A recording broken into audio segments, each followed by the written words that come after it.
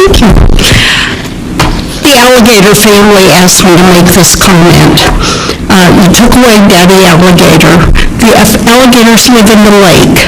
The sprinkler system is high, and it gets in their way to swim as a family. Seriously. Sailboats, kayaks. When you talked about FEMA coming in, I believe, to... Nassau. Yes, sorry, that lake. When you talked about FEMA coming in and lowering the water and the whole level, I would like to suggest that we be able to lower the sprinkler system.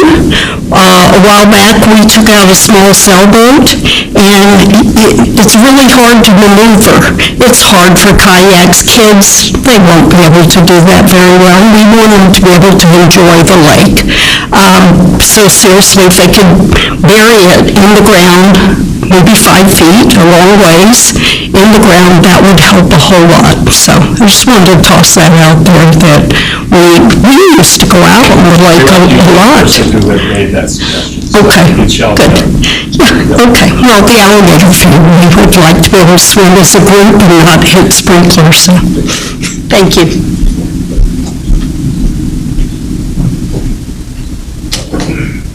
More up.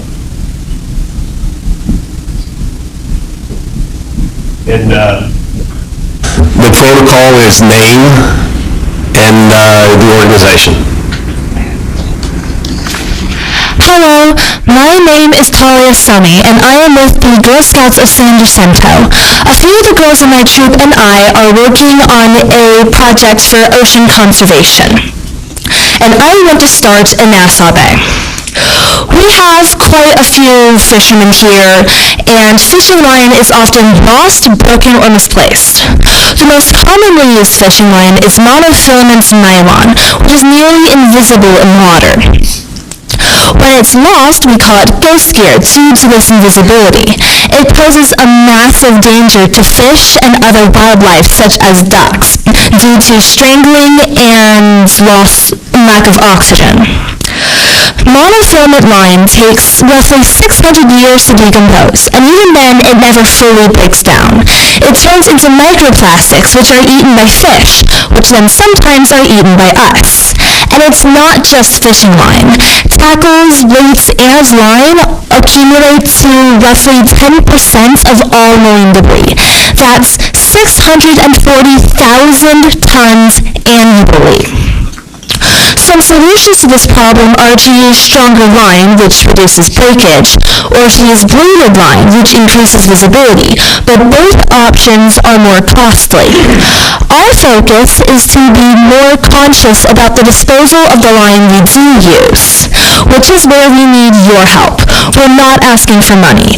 My team and I have made fishing gear collection buckets, which collects line, weights, and other fishing gear that may be lost.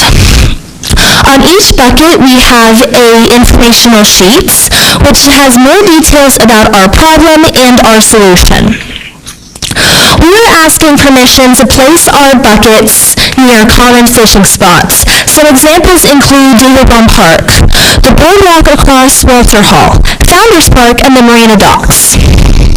With your help, Nassau Bay can become part of the solution to help with ocean conservation. Thank you for listening. thank you. That was very well done. Thank you.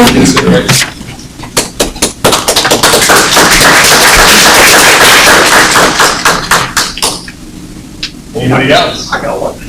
Member name, rank, and serial number. Good evening, Larry Foley, 18614 Point Lookout.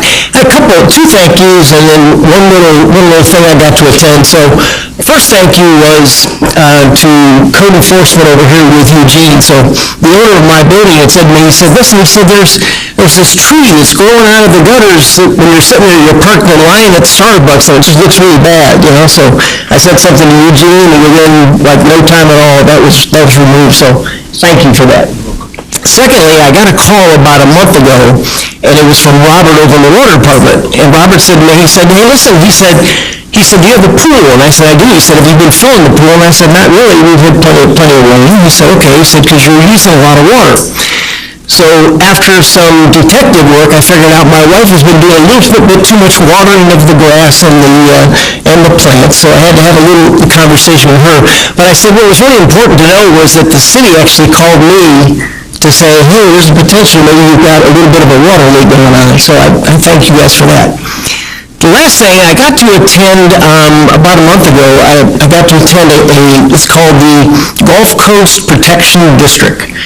And a lot of you, most all of you know all about the Ike Dike and how that kind of gave us a little bit of an update on how that's going. So it's been partially funded now, which is really good. That's like a 25-year project. First step is actually getting a lot of sand. I forgot how many millions of metric tons of sand that's got to come into Galveston, and to build up that dune down there, that's kind of your second protection. And then they're actually building a wall, gates I should say, that are inside of between Bolivar and Galveston, so it's a pretty neat project. But what he said, Paul, was if you want to bring them into the city for a little bit of a meeting for everybody, for residents to get to know kind of a little bit of an update on that, would be really good, because they were like, hey, can we come to council? I'm like, you can absolutely come to council. I'm sure they would love to hear, but even more importantly, it might be nice to have them just come attend, do a little webinar like they did for us. That's it. Thank you. Thank you, sir. Anybody else? Jim? Thank you. Jim Stoll, Hereford Lane, Nassau Bay, Texas. So to hitchhike on what this young lady was talking about, fishing. So I go to the dog park each evening. I talk to Chief Coleman about this and other people. So a lot of times people are fishing down at that peninsula, and David Brown Park, and I watch them. They don't even look when they catch fish. They just throw it in the bucket. They don't measure it, which tells me there's, it's just wrong. So working with Texas Parks and Wildlife, I found out recently that they have called game warden thing. I think I called Texas game warden or something like that. You see somebody violating a law, you can take a picture, send it in to them. There's actually a $1,000 reward if they find somebody illegally fishing. So fishing on Nassau Bay is really popular, but I think a lot of these people are probably coming here don't have licenses. I've used that reporter once in a while. So just recently, not too long ago, somebody told me that Texas Parks and Wildlife came into David Brown Park, dropped off a couple of game wardens. They walked the park, and later on they brought their vessel back and picked up the 2 game wardens and learned about their visitors. So I think that's all good. So talking about the park, so in the last 13 months we've had 2 boats that ended up in David Brown Park. A year ago, a boat came in, 42-footer. It came into the park about near the animal shelter. And just last month, the boat came in. Not too sure what the results are in that, but the boat came in and flipped over. So it was going at a good rate of speed. If you look at the bottom of the hull of the boat, you can tell that there was gouges in the bottom of the hull. So it means he was not just slowly going around the peninsula. Thank you. Thanks, Jim. Anybody else?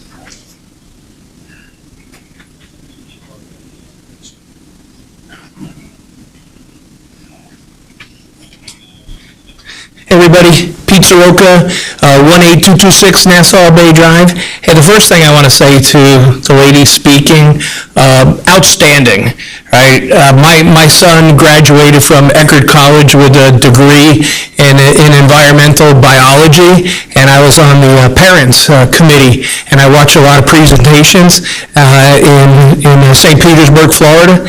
Never saw anyone give one better than that. So good job, and keep that going.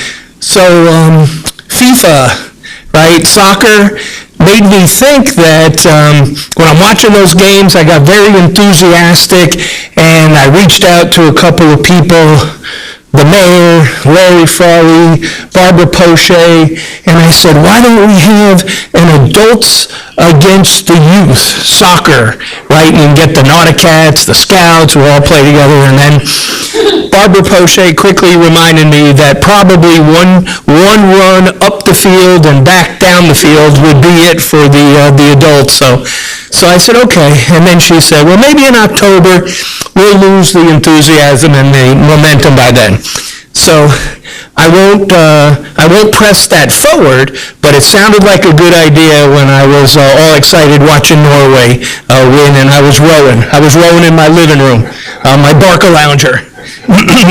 So, but I do have a question for Parks and Rec and for Paul, is that, is there a reason we do not have a soccer goal on David Braun Field? Because the baseball field's big enough, and we certainly have enough room on the other end to put a soccer goal, I believe, and I don't know if anyone's ever brought it up before or not. The mayor's nodding his head yes, so I just wasn't aware of that, but I got thinking that, hey, I might go out there, maybe if we couldn't do a game, we'd go right to the shootout. Right, we'll get the mayor in goal, and every kid in Nassau Bay can try to score on him. We could have had fun with it, but Try to kick it at me. yeah. And then you all know that we have a distinguished Nassau Bay resident, April, right, who was an ambassador. What's April's last name? Schneider. Everyone knows April Schneider, who was an ambassador for FIFA, and a volunteer position, but they meet and greet thousands of the fans coming in from the various countries that she was stationed at Hobby Airport, and they have Hobby Airport Intercontinental, and so hopefully we can hear more from her and possibly even get her into our Compass Rose newsletter. So those are my comments tonight. Just to make a comment on the soccer, the last I remember is the hesitancy about putting a soccer field down. Not that people don't want one down there, there's a couple of things they're looking, but the drainage is not that hot. And with that, you end up with holes out there, so it's not an even field. So you could be running and you could actually hit a hole like 8, 10 inches deep to come back up, and it really makes it difficult to run at full speed. It's actually how you can break an ankle. So we've said, hey, we'd like to look at it, but we really need to make sure we have maintenance, because every time a tropical storm or big storm that comes up with a little bit of surge, it ends up impacting negatively that field. So, but in any event, I think there's people who want to do that. Anybody else? Anybody else? Going once? Going twice? 3 times? It is closed. Citizen comments is closed at 7:15. Moving on to council members' comments. Lucy? All right, first and foremost, thank you to Talia. She is a resident of Nassau Bay, so that was really nice of you to come and do that for us and talk to us. And you did a very good job. I'm proud of you personally. So thanks. And to your friends also from the Girl Scouts of San Jacinto, thank you. The Nauticat season is officially over, so there'll be less kids on their bikes to the pools all the time, but they had a successful season, good times, just excited for them as always. I want to thank everybody for the 4th of July celebration. That went really well. It was a lot of fun. I got to hand out the bandanas, which is always fun, to meet people for water wars and explain to them that we, yes, have a citywide water fight. There was even a family staying in an Airbnb in the Voyager, which I didn't know existed, that got bandanas from me, and they wanted to participate because they were in town for a camp at Space Center Houston, and they were just so excited that we actually have a community that does something like that. Of course, the parade was a success, as usual. I took pictures of the NASA rovers that were here and sent them to work. They were really excited about that. So it was great that we actually got those this year. So thank you to everyone who makes 4th of July here just such a unique experience. I appreciate you. And that's all I've got. Took all mine, but I'm going to ditto anyway. Yeah. Very impressed with the Nauticats again. Good season. They did great. Just appreciative for all the parents who volunteered for that and worked so hard. So kind of just shout out to them. And I know we got a couple here. The volunteer coordinators here. Yeah, 4th of July was awesome. Thanks to the city and all the volunteers for that. It was a water station, so I don't know who will notice, but my water bill is definitely going to go up for July. It does every year. That's okay. And I don't think any kids injured. Everybody stayed cool, so that was awesome. And then today, we're going to be going over the boards. Fantastic job. I just want to shout out to Maria for I think this has been a work in progress over the last couple of years, getting it all moved and organized. And I know it's going to get even better, but this package was amazing, and I just wanted to put a shout out for that. And I know it's just going to get better, but this is going to make it so we can go through this really efficiently, I guess is my point. All right, that's it. Yes, absolutely wonderful 4th of July, as always. I even got my little brother to move into Nassau Bay because of 4th of July, so he lives in Queens Court now. And then my parents were looking at a house. They've come, I think, the last 3 years, and have absolutely loved it. Every time they leave, they're like, all right, we're going to start looking at houses. So I got that same spiel again, so we'll see if they actually fall through. But 4th of July is always great. This packet is wonderful. It was easy to kind of follow along as the applicants were, so hopefully tonight will be very smooth. But other than that, it was a great 4th.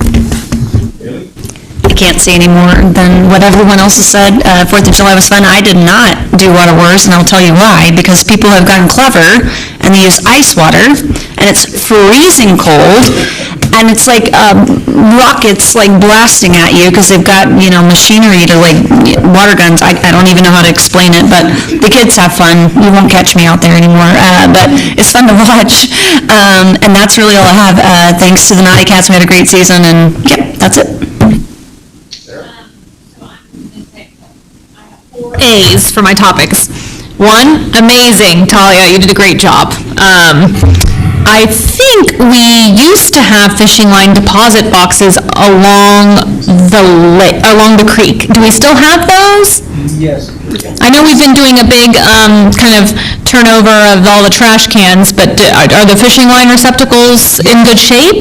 Yes, there's not a lot of them, but yes. Maybe we should consider getting more of them. Because we have that one over there, I know in David Braun Park along the water where we see a lot of fishermen, but I don't know, do we have any along the kind of the parking lot that parallels the boardwalk at David Braun? You know what I'm talking about? Yeah, I don't think so, and I don't think it may be either there's a lot of people who fish there. A lot of people fish right there, so it might be good to think about that. So anyways, maybe if we get one of those and get it installed, we can invite Talia to take a picture with it and say she inspired us to install another one.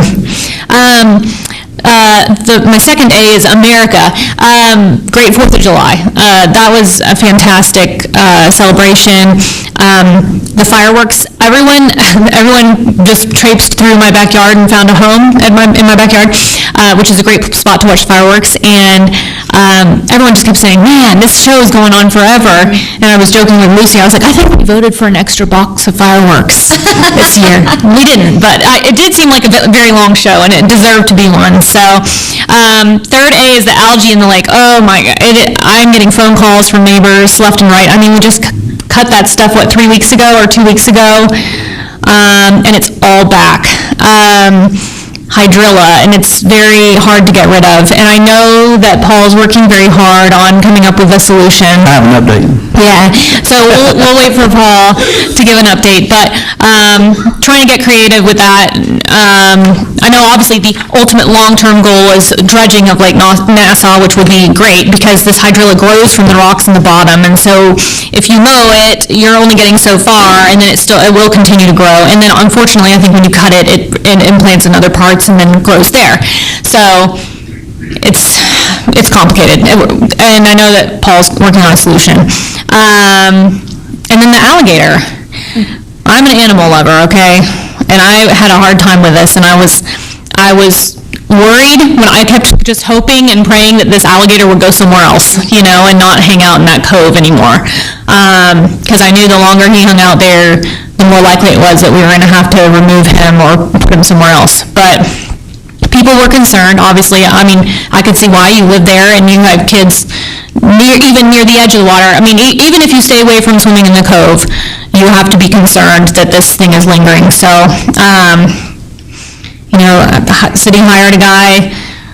I hear it was a battle. I was not in town at the time, and I hear there was a show, but I'm a big animal lover, and I had a really hard time with it. So, and apparently he's going to the alligator happy farm. Yeah. Like an actual happy farm, not like the happy farm in the sky, but like actually, allegedly. That's where he's going. So I would love to see pictures of our alligator having fun at yes, alive and well. Other than that, that's all I've got.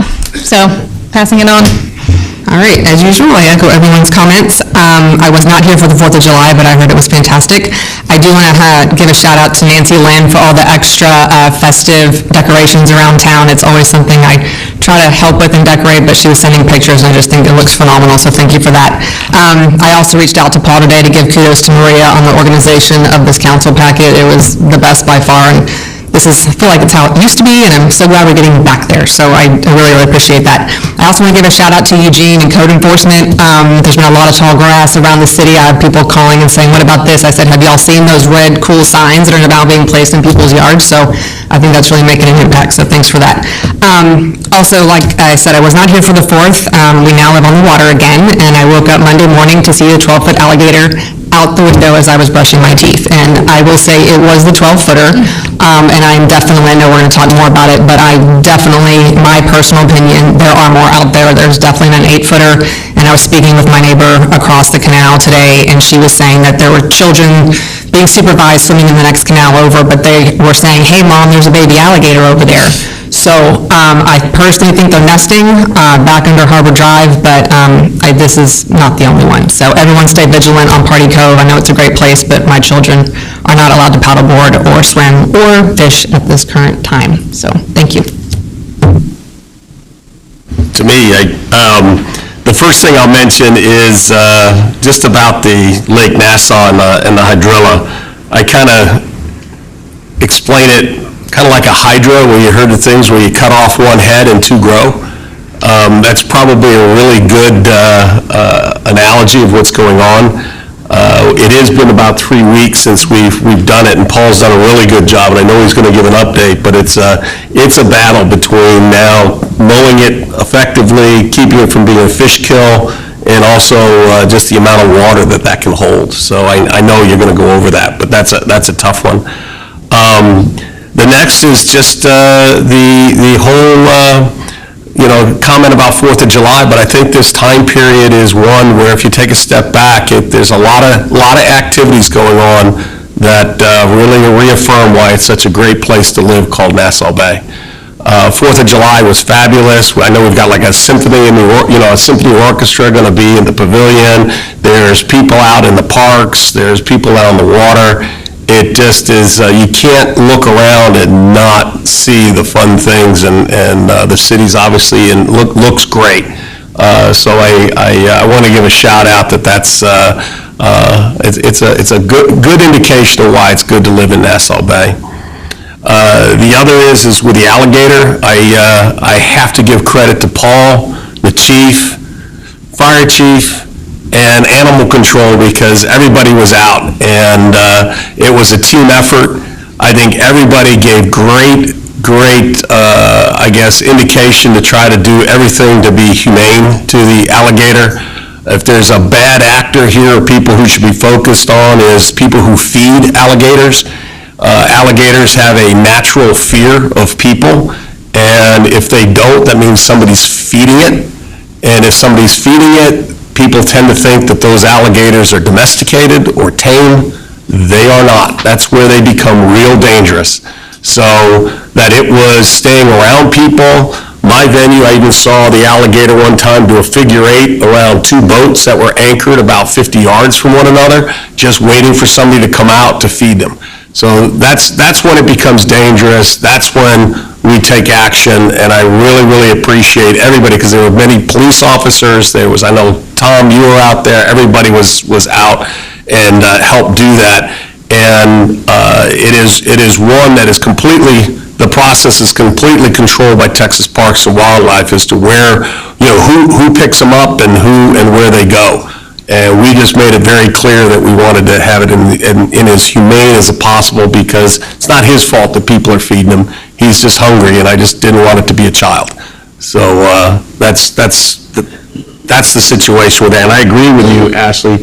I've had a number of people. I think there's an 8-footer out there.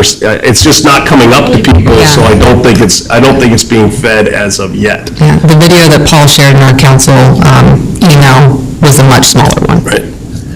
And there's no. I've seen pictures as well as I think a second one, but it just hasn't been like this other one. And the other is I really want to give a good shout out to the police and the fire department for the marine patrols out on the Cove in particular, and even everywhere they're patrolling more than just that. There is a noticeable behavior difference out on the water. I think that's basically the leadership done on just enforcing things, and I appreciate the support from the volunteer fire department. But the Party Cove is really not a destination for just the wahoos who want to come and party till wee hours of the night really loud. I know we got a report from Brian, but that's even been minor. But just keeping people away from the residents, keeping the sound down, and even to the point where you have two people who are lovely sunbathing with very little on, and kind of topless and less, the police were able to talk them into maybe doing something different somewhere else. So I just want to say it's a noticeable difference. I see more kids out there on paddle boards and canoes, even though it's, we just talked about the alligator, but there's more families, and I've seen the Nassau Bay flag out. So I think Nassau Bay is reclaiming that, and it goes directly to the efforts of the police department and the volunteer fire department. So thank you, I appreciate it. And that's all I have. Paul? Thank you, Mayor. So, 4th of July, I want to thank staff. I think we're all working. Almost every employee out there, so I know it took a lot to get that going, so I appreciate all staff's time. The audio visual for the council live feed equipment has started coming in, so big shout out to Tom and Maria and Jaime, and we've spent a lot of time on that, so hopefully maybe by next month we'll have everything back on what it's supposed to be. The CIP, there are 31 updates, and I passed out the list, and also will email it to council. That'll take about an hour to go through everything, but has some really good information, so thanks, Jaime, on that. And then also the hydrilla. I've reached out to Texas Parks, Lake Management, and so far it's coming out that the hydrilla, as Mayor mentioned, when you cut it, it actually just keeps going. And so now we're starting to see it at the entrance of David Brown Park. We're going to look at a project that we may push out to FY27, and it looks like we may buy our own machine. For aesthetic reasons, we'll have to just keep mowing it once a month. Or whatever we need to. Yeah, and then as far as carp, looked into that. That is a long-term solution. It's a great thing to have, but we won't see immediate results right away. It will be probably months to a year. So it looks like that we're probably going to buy a machine. I know Lewis has reached out to a vendor to see about purchasing one. So hopefully by next month we'll have a good update, and if not, we will get it mowed here pretty soon. So we'll just keep doing that. So, lastly, the alligator. I know more about alligators than I wanted to know. Spent probably half a day talking with the alligator wrangler and the game warden today. There are 3 areas that are permitted by the state to take an alligator. One is Janic Alligators, which is in Ocampo. That, even though on the website it does say guided hunts, that is not in that area. That is a farm only for breeding. It's not big enough for a guide hunt, so they take anybody that wants to hunt alligators, they take them out to I think it's Magnolia County, but our alligator there is safe. He will live there till he passes away. I don't know.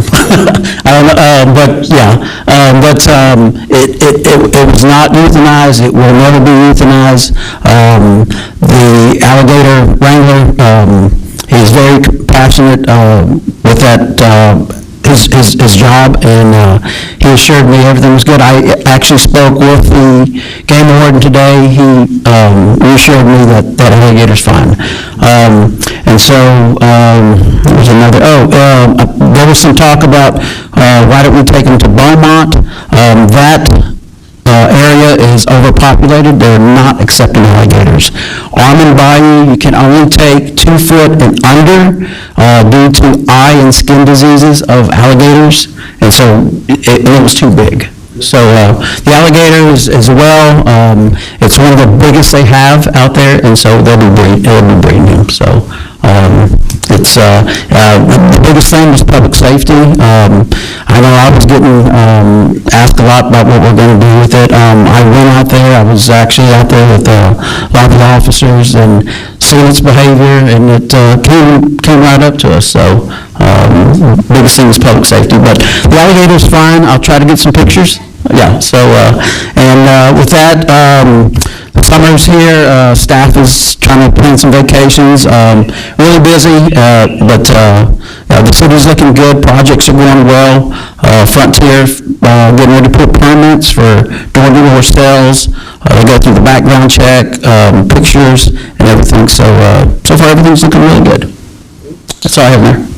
Any questions for Paul? I don't have questions, but pictures would be good, because a lot of people are concerned that the alligator is not well. A lot of rumors. Yeah. That he's boots. I've actually heard those rumors, and one of the things I'm really proud of, like I said, the four groups, which is Paul, the police, the fire department, and animal control. They did their due diligence, and any rumors about people not trying to find a humane way are just made up stuff. And these guys did a really good job, and I'm really appreciative of the effort that they did, because at the end of the day, it's about public safety too, and that's really number one. And I want to make sure that they are recognized for that. Chief? Thank you, Mayor and Council. Real quickly, our crime stats for June of 2026, we had 196 calls for service, 41 reports, 132 traffic stops, 36 citations, 86 warnings, 13 arrests, 12 were misdemeanors, 1 was a felony, 7,398 patrol miles, so we had a lot of extra patrol miles last month, 33 hours of training and service training for the officers. Our average response time was 4 minutes and 51 seconds. And I'd like to introduce Officer Ashley Cantu, if you can come up front, please. Yeah, it's going to make you come up front. I'd like to introduce you to Officer Ashley Cantu, who's our newest officer with the police department. We hired Ashley on June 22nd. She's been a licensed police officer since June of 2025. She's a U.S. Army veteran with 8 years of honorable service, and she left the service with a rank of staff sergeant. She's currently in our field training program with Officer Ben Bedford. I guess Ben left. And, but they're on night shift, and I think she'll be going to days in a couple of weeks. Next week, and then she'll be going back to nights at some point to finish up her field training. And once she finishes field training, she'll be out on her own. So we're glad to have her. So. That's all I have. Thank you. Thanks, Chief. Fire?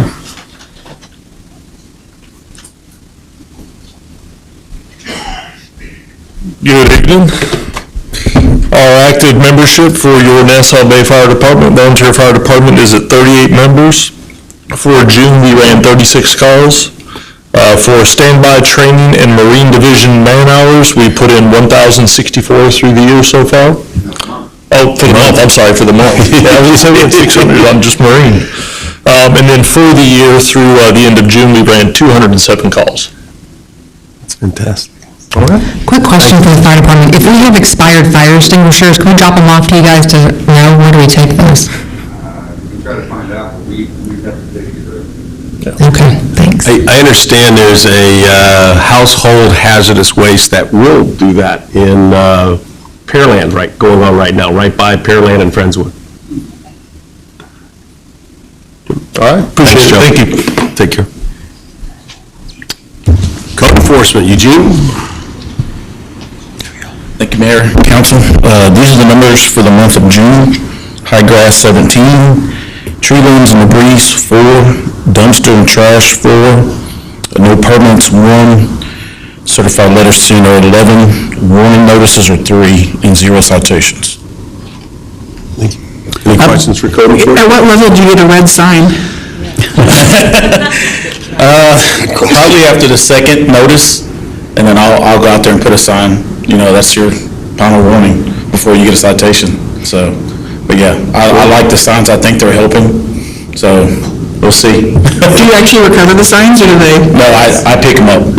The house on Upper Bay next to John Howden that had the red sign was high grass. It looked like they came out and just cut it just down, like barely above what you would consider high. So Does that make sense? I'm trying to think which house. Because they had a crew out there, but it definitely wasn't like a clean zip. They replaced the sod over there. Okay. So, yeah, I talked to him again today. He's gonna keep up with it, is what he's telling me, but we'll see. It's a good-looking house. Thanks. All right, that it? Thanks. Thank you. I want to add one thing, Eugene.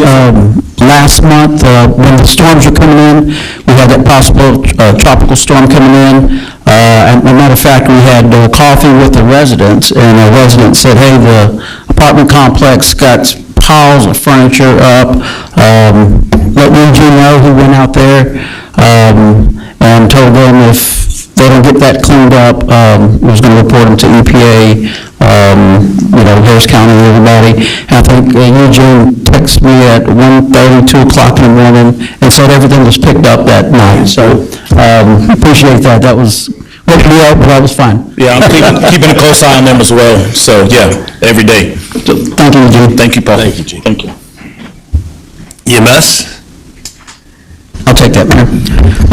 Calls for last month, let me see, 911 calls, 92, patient transported 74, response time in Nassau Bay was 5 minutes, 12 seconds, mutual aid to Webster, 5, mutual aid received from Webster, 3. Good. Public Works, Elias? Good evening, Mayor and Council. For Public Works, our capital improvement projects, the 2024 water line project continues. To date, 17,800 feet of line have been installed. For the water department, 1,500 meters were read for utility billing, and 2 water leaks were repaired, one at 18226 Bell Harbor and one at 18523 Point Lookout. For the Parks Department, the crew assisted with the 4th of July event. The concrete pad and dock at Founders Park were pressure washed. Sprinkler repairs have been ongoing, and tree trimming continues around the city. Streets and Drainage Department, the spillway at Lake Nassau was cleaned. And Facilities Maintenance, a leak was repaired in the roof here at City Hall, and the lights inside the trophy case were replaced. Any questions? Yeah, I've got, hey, Elias, anything on the palm trees? Yeah, so I've been in contact with Moon Valley. I'm sure the rain this week, I don't know how it will affect their schedule, but they're going to come out to look at the 2 dead ones, and then there's about 3 or 4 other ones that are looking kind of rough, so They are, they're going to send out a crew. All right, thank you. Thank you for the attention on the curbs. I've Yeah, had a of course. number of people on Nassau Bay Drive, just not only comment about how it's going to look, but also ask, can you get, we're going to have people ask if we can extend it. So good job on that. Thank you. Right. And thanks for the work on 4th of July. Yeah, thank you. You guys picked up a lot of the effort there, so thank you. Special events? Nothing official or anything like that, but we did have a discussion about the route for the parade. Obviously, we didn't change it this year.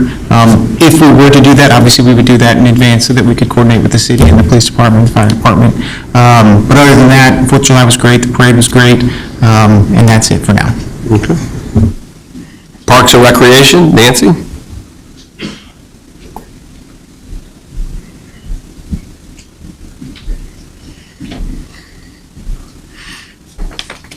Special events, they did an awesome job. I was with Kirk Clausen and Carmen, I don't know her last name, but it's the new lady with that division of Public Works.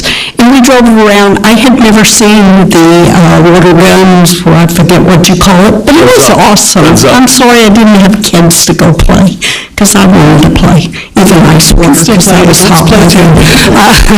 But it was, we were trying to avoid streets because kids were running everywhere, parents were running everywhere, and it was hard to do, so it was well attended. Looked really fun. So kudos to whoever started that a while back, because it looks great. Great involvement with neighbors being neighbors. Okay, we got our benches installed with concrete. Most people are happy. I think if they went down to the dog park now, they would be very happy because their feet are not in mud. We are still working on getting the green benches removed. We hit a little snag with Kurt and Cameron Coleman not being able to do everything that their jobs are. They were reading meters and other things, so they lost a little traction. My personal point of view would be nice. I know you're interviewing for another person, but it might be nice to have 2 more people, because this is a big city and it requires a lot of upkeep in so many ways that I don't think everybody's aware of. And those guys are out there. I've been out there at 7 in the morning making sure flower beds are watered, and they do a lot. Okay, so that part's done. The tennis courts, the shade covers, I got an update. The fabrication for the frames is about done. Then after that, they'll fit the frames with fabric, so that should be not too much longer. The adult exercise equipment, the equipment is in Houston. It comes from Minnesota. It is in Houston. It is in line for the installment. There's some other people that are ahead of us, but that gives us time to go and get that parcel of land by the pavilion ready for it, so that's a good thing. The animal equipment, of course, that's complete, and dogs are enjoying that. What else? The end caps. With Kurt and Carmen helping read meters and do other things, we have a bit of a problem we need to look at. We really need automated sprinkler system. I don't know how many of you know that a lot of our sprinklers are manual, which means those 2 people have to go out and turn on the sprinklers and wait for the amount of time they're going to let it water, and then they turn them off and they go to the next one. It would be nice if we could figure out in our budget how to have all of our sprinklers automated. Like Upper Bay, the end cap on Nassau Parkway, it's manual. So some of those sprinklers went off. The person that was in charge of it isn't with the city anymore. They were called to do other duties, and we have some end caps that are looking pretty sad. And I go down and water the blue parts on the weekend, and the mother duck, that's interesting. I do have more flowers for when she vacates her nest, but so it'll match. They were supposed to be red, white, and blue. Anyway, just something for when you do your budget talks to talk about automated sprinklers throughout the city, or a bigger portion of the end caps at least. Then the big thing. We have Bay Area Symphony coming to play for us on the 24th, which is a Friday, from 7 to 8:30. We're so excited. Martin came to talk to council a couple of months ago, and then he came this past month to the Parks Committee meeting, and we were so excited, and things just kind of morphed and fell into place, so he's bringing his brass musicians. We're planning on them plugging into the back, maybe sitting at a slight angle. We do need, if anybody knows, a microphone. I don't know if the city has one or not. Yeah, we got one? Oh, perfect, thank you. And that people can sit in the grass, bring chairs, and come for a wonderful evening. I understand some of our committee members have talked to some of the local restaurants, and they're going to offer some specials so that if residents want to go and eat at the restaurant, or even bring a picnic lunch down there, or dinner, how fun would that be? And by the time you get to 7 o'clock, there's a nice breeze. I know it's hot, but there's a really nice breeze, so it should be great. And we thank you very much. And I want to compliment Public Works. They went around and hung up all these banners. First time ever we had some banners hanging by the entrance signs, and the banners for the pavilion, and we were granted special permission to leave them up so that it would be festive for the symphony when they come, because I understand they're going to play some patriotic music and then a lot of other favorite songs. So thank you. Thank you, Nancy. Then, say it again, when, time and the date? So July 24th, week from this Friday. David Braun Pavilion. Or it's David Bowen Park. Yep. Yep. Yep. Okay. I have an update here that was put out for the Maritime Safety Committee report. I'll just read it out. A little bit of excitement in the Cove over the last month. I am sure the gator issue will be heavily addressed tonight, so I won't dwell on that. However, I wish Couscous well in his new home. Last month, there was an evening event held in the Cove referred to as the Glow Party. Dozens of boats enjoyed the safety of the lagoon for an entire evening. However, loud music being played well into the wee hours of the morning upset several residents, which created a little bit of a firestorm on social media. Folks were educated on the noise ordinance and the city's ownership of the waterways, though a few seem to be willing to challenge the city's authority in the future. Let him try. Go ahead and make his day. Going forward, if we notice an event being planned on social media, such as the Glow Party, which looks like it may become an annual event, we will make sure Nassau Bay Police Department is in the loop so that they can plan in advance for coverage. I am in the process of coordinating a volunteer vessel safety check day with the U.S. Coast Guard Auxiliary Flotilla out of Seabrook. This will allow the public to come by the city docks on Upper Bay Drive to receive a free vessel safety check, ensuring that their vessels will pass muster for any inspection conducted by the United States Coast Guard, NPD, or any other law enforcement agency. Boats will be able to be brought in by the slips for inspection on the water or brought in by trailer and inspected on the street. Those who own paddle boards, kayaks will also be able to receive inspections for their crafts. Once I have a date secured, we will get it publicized. Our next meeting will be on Wednesday, July 29th at 4 p.m. Respectfully, Brian Brown, Chair, Maritime Safety Committee. The only comment I'll have on that is there was only, I think, really one or two boats that went on to the wee hours. I think the police really handled it pretty well. We're always going to have some yahoos. They were here, and I know it upset particularly the people out by Harbor Martinique, but, it's a first-time event, and we'll train them. So, appreciate that. We didn't have any complaints. Pardon me? We didn't have any complaints. I thought we had one. No. But, okay. It was on social media, I know that, so. But we didn't receive it. Yeah, okay. Any other comments? Then I'm going to move forward. That's the end of the reports. Moving on to the consent agenda. All matters listed under these items are considered routine by the City Council and will be enacted by one motion. There will not be separate discussions on any of these matters. If discussion is desired by any council member on any item, that item will be removed from the agenda and will be considered separately. There are two items on the consent agenda: consideration and possible action, the approval of the City Council June 8th, 2026 regular meeting minutes, and consideration and possible action, accept the quarterly financial investment report for June 2026. Anybody want any one of these taken off? Any modifications or edits? Then I'd call for a motion. Move to approve the consent agenda as is. Do I have a second? Second. Moved by Chase, seconded by Haley.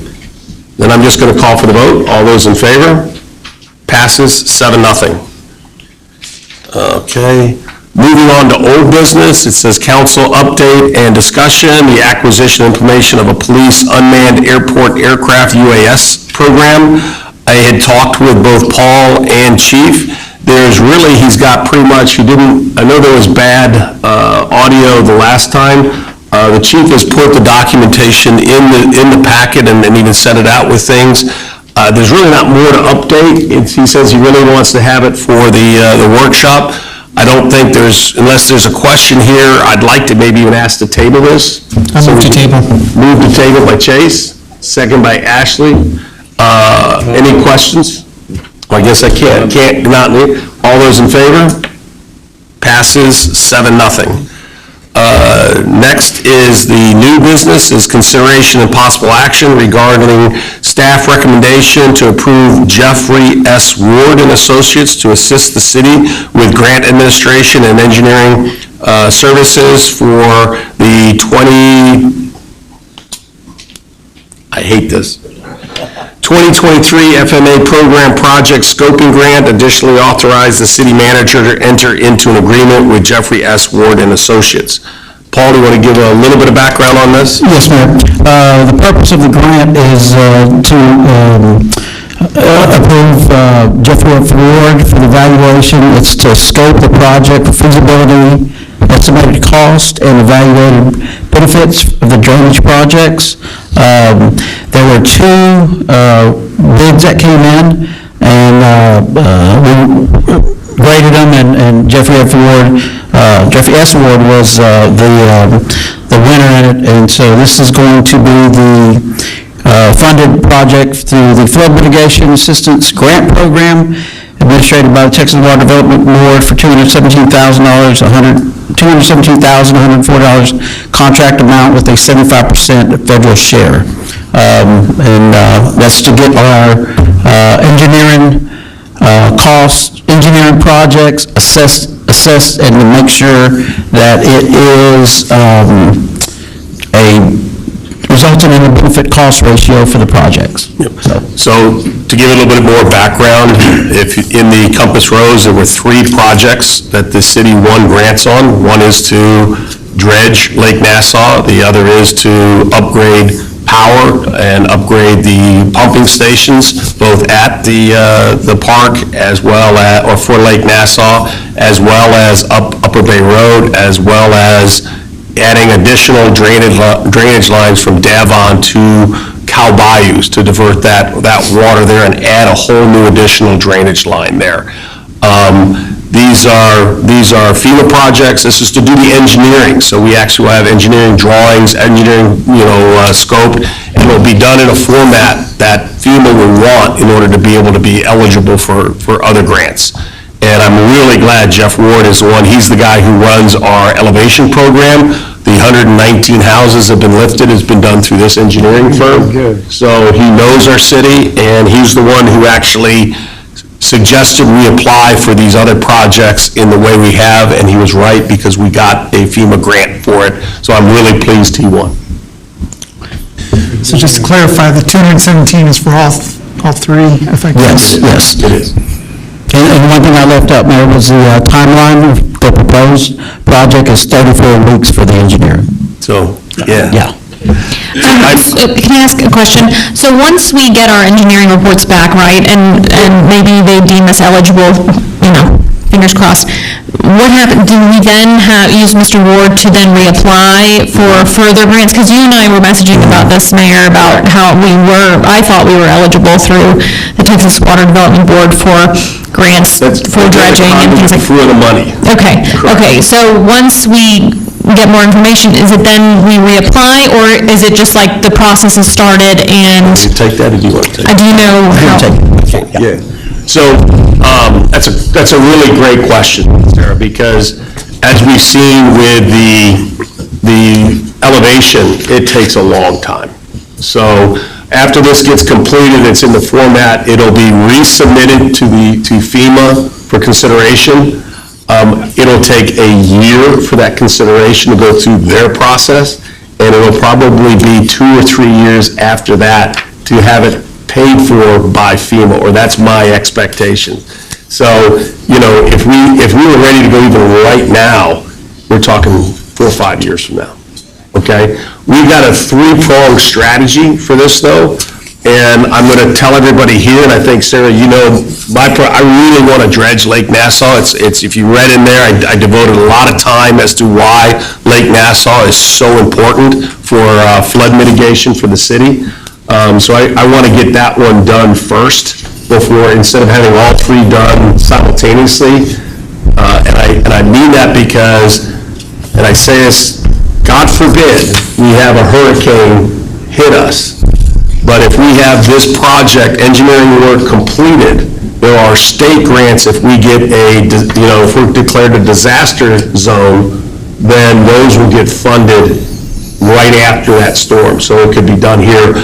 Hurricane rush hour is end of August to basically end of September.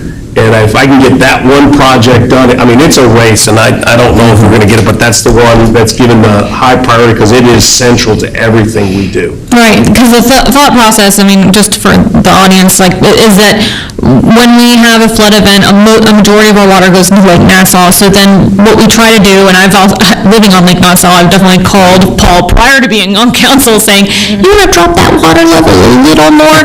And he says things like, I can, but I have to avoid a fish kill, and Lake Nassau is pretty shallow now. It wasn't always this shallow, but, you know, mud and sludge and things like that over time, and apparently it was like a watering trough for cattle back in the day, so it's never been dredged, ever.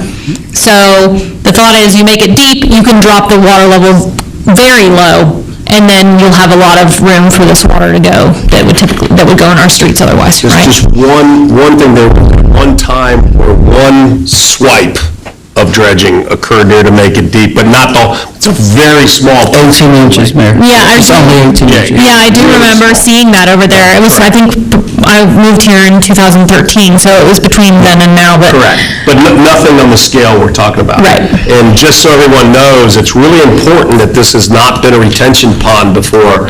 FEMA is very strict. If that was put in as a retention pond, it is the responsibility of the local municipality to maintain that retention pond. That was a cattle drinking pond. I did research, we got pictures, we've had that for FEMA. That has never been a retention pond. We're utilizing it as such, so they'll fix it once. So it makes a big, big difference as to what we do as the target depth, because we will be responsible for this after this. FEMA says, you now have a retention pond, it's yours. So we need to go at least to 8 feet to get that back to where it needs to be. Does the one time, is it for the scoping grant, or if, let's say, Texas does have money and we dredge it with their money, are we still eligible for FEMA in the future? No, I don't. So it's just one time anyway? I'll check on it, but my understanding is no, that once we do this and make it a retention pond. Oh, because it'll turn it into, okay. Then it's ours. Right now, it's eligible for these grants because it is a pond that became a drainage pond that has been silted up because use, but was never built as one. So they will build it as such, and then it's ours, is what I understand.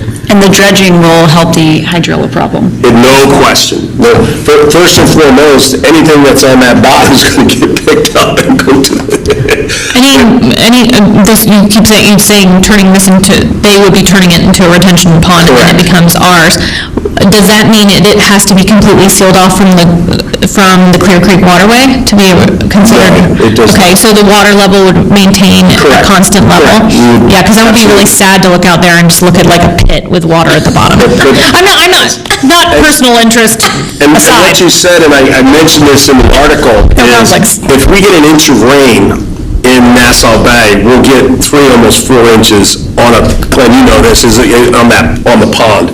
And to me, you know, we can only bring it down at best, and you even challenge that, it's more like 10 inches, but let's just call it a foot, means we can't fight anything more than about a 3-inch rain before it starts backing up. And once it starts backing up, that means everything on the drainage in the city starts to slow down. Because once your pipes get all filled, once it all starts backing up, it slows down everything. And you can see it backs up. If you notice, we get a 3-inch deluge, you start seeing it back up. And that's a big reason is because of this. If we go to 8 feet, we'll be able to pull it 3 feet. which means with the extra power and the extra pumps, we'll be able to handle like a 12-inch storm. So, and keep the streets clear. And that's what the objective is. So. Keep your garbage at the back door, not at your property line when it rains. Correct. Because they don't clog up either. And then the last thing is, when this council changed and recapitalized the water fund to be able to do all the reinvestments that have been taking place that Ilias has been diligently doing and putting in, it's going to start ending. We're going to be done with a lot of our backlog by, call it, end of 2027, which means in 2028, that fund is going to start going long, and long, significantly long. So there is the potential that starting sometime in 2028, if FEMA takes 5 years and we don't, or longer, we don't want to do that. If for good news would be we wouldn't have been hit by a disaster zone and we don't have that, we would probably be able to afford it come in that time frame to do it as a local city because our other projects will be done and we'll have funding. And the water and sewer, storm sewer, all of that for flooding can be handled through our water and sewer fund.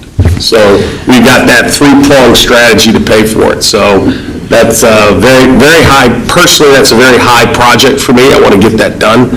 And it'll be a step change difference for the city to be able to handle during storms. It'll be noticeable. Yeah, I'm glad we did that in parallel with this, because if you look, these are the 2023 scoping grants. Correct. This is just for the engineering, and we've been working on this for 3.5 years, so. We had it actually approved for 2 years, Yeah. but it got caught up in the new FEMA administrator wanted to sign off on everything for over $100,000, so and then the DHS, everybody knows that stuff. And does hiring him, I know we're focusing on this three-prong approach, but does hiring him allow him to basically look at any grants we're eligible for? Like, is he just going to do grant writing for us across the board? So he's already doing that for us. Okay. This engineering work is to come up with the engineering drawings so that if we want to build it, we can give it to a contractor and say, build it, right? And it has the calculations that are in the cost ratio benefit that FEMA wants to see so that we will get accepted if we meet certain criteria, and he knows those criteria. Okay. So and he believes that, and I believe that we're going to meet those criteria, so it'll be in the exact format that FEMA needs in order to assess them without having to iterate.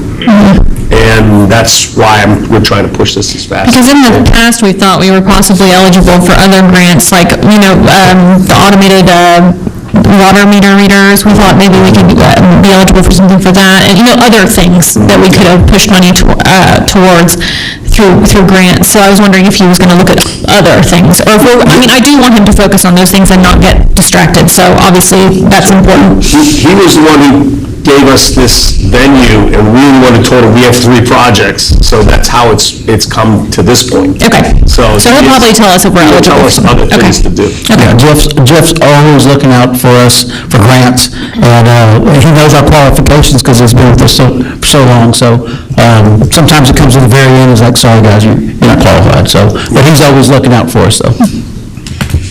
Okay. Any other questions here? I'd actually like to call for a motion. I move to approve Jeffrey S. Ward and Associates to assist the city with grant administration and engineering services for the 2023 FMA Program Project Scoping Grant. Additionally, authorize the city manager to enter into an agreement with Jeffrey S. Ward and Associates. Do I hear a second? Second by Sarah. Any other questions or comments? Then I'm going to call for the vote. All those in favor? Passes 7-0. That's a good one for the city. The next 3, I really like how you did this, Maria, and I agree with whatever. You know how you did a lot of work here, but we're going to do 2 first, but I just, for the audience, we're doing consideration and possible action regarding the reappointment for current members to the city boards and commissions and committees for the 2-year terms commencing August 1st, 2026 and expiring July 31st, 2028. So we're going to start with the people who are currently serving, who have filed an reapplication to reserve. And then we're going to deal with the ones that are open positions, and then we'll deal with a discussion around ones that are still vacant after this. So we've kind of broken into 3 different buckets, but I'm starting with the first one. And I understand, I guess, that functional breakdown. I just wanted to throw out a recommendation, possible motion. I'm just wondering if it's more efficient if we just do this as one action and just go board by board, because each one's going to have its own story of whether we're just doing reappointments or we've got some missing actors or some late apps. So I'm concerned if we do it in 3 chunks, we're going to have to go up and down the board list 3 times. I don't think so, because I think on the ones here, the ones that occur, so what we've done in the past is, and we've kind of said that we want to give deference to those who are serving, that if they reapply, that they should be given deference to serving. Yeah, but then we end up doing that one fell swoop across all boards. That's correct. And I'll probably not vote again then, but. And then the ones that are open, that are there, that have applicants, and then we go through as to each one of those, and then the last one is what do we do for those that are still vacant? And hopefully it's a small concern, but my concern is doing it this way, that very first action. If I get on a board and I never show up, but I put my app in every 2 years, I'll be on that board for 8 years, possibly not really helping that board. But because this goes through in one fell swoop, there's no chance for anybody in this committee to say, I think it's time we might want to change out some people on this board. So I agree. I mean, I think that's kind of... Can we do that? We're not considering new people that have applied. We're just basically shuffling all the people that have reapplied in. They might have been on the board 6 years. We might look at the minutes and see that they've hardly attended meetings. I think that there needs to be a little more consideration placed on if these people are actually active members. Are they serving? That kind of stuff. So that's why the one fell swoop idea, I don't think serves the city's best interest. To my recollection, I do believe we had the same discussion last year about this very topic, just what Sarah said, just about automatically reappointing someone that's reapplied, but they may not necessarily be as involved as... My understanding is last year we said that that's what we wanted to do, but this is exactly what we said we wanted to do. Well, last year we had a vote and it was 4-3. So that's what happened last year. So it wasn't a unanimous agreement that we would do it this way. Yeah. We said we would seek out... Agenda, how do council? I think you have to follow your agenda. We talked about it last month. We even said it last... Otherwise, we need to table it, right? We can't follow the agenda tonight. Correct. I mean, this is actually what we discussed the last 2, I mean, we had this as an agenda item, talking about the process of what we're going to do for the last 3 councils. Okay, let's post it this way, if you're going to do it. If you're not going to consider it this way, we're talking about changing it after. Sorry, I missed the last council, but before that, I don't believe we discussed this 3-pronged approach as agenda items for this. This is because I made it a point to have her discuss what the process was globally for everything each time, starting in April when we did this. It would be April, May, and June. Okay, I don't think we got this specific with calling it down to these 3 specific. That's what I'm saying, is we did. No, we discussed putting out, seeking applications for people if there were vacancies, and we definitely told everyone that they must reapply if they were interested. That, across the board, we did talk about. But we did not talk about the order in which we were going to do this, where we're just going to say, okay, everyone that wants their spot again, you're in, and now with whatever tiny holes that are left in these committees, we'll consider these new people.